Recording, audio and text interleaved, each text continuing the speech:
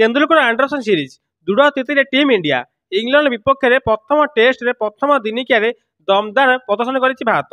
युव batter यशस्वी जयसवाल चमत्कार batting कर शतक हासिल कर ओपनिंग कर आसी 159 बॉल 101 रन कर युव अधिनायक शुभम गिल शतक हासिल कर अपराजित रही।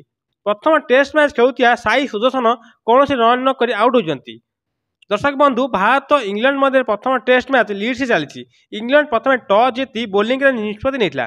इंग्लैंड भाई भारत दल में रोहित शर्मा विराट कोहली चेतेश्वर पुजारा अजिंक्य रहाणे भली अभिज्ञता खेल कहीं ना। युव बैटर मान भारत दल को हरदेव इंग्लैंड बोलिंग किंतु भारत बैटर मैंने जो भाई बैटिंग कले इंग्लैंड मुंड व्यथार कारण होती कहीं प्रथम दिन खेल शेष होगा बेलू भारत 3 विकेट हर 359 रन कर ओपनिंग कर आसी यशस्वी जयसवाल और केएल राहुल प्रथम विकेट रे पार्टनरशिप 91 रन करते। केएल राहुल 78 बॉल खेली 42 रन रे आउट होते। परे यशस्वी जयसवाल 158 बॉल खेली 101 रन कर शतक हासिल कर आउट होती। शुभम गिल 175 बॉल खेली 127 रन कर नट बेले ऋषभ पंत 102 बॉल खेली 65 रन कर नट रही।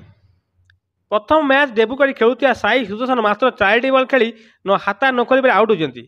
दृढ़ स्थिति टीम इंडिया भारत खेल प्रथम टेस्ट मैच प्रथम दिन में दृढ़ स्थिति रही। भारत प्रथम दिन खेल शेष बेलू 359 रन कर भारत।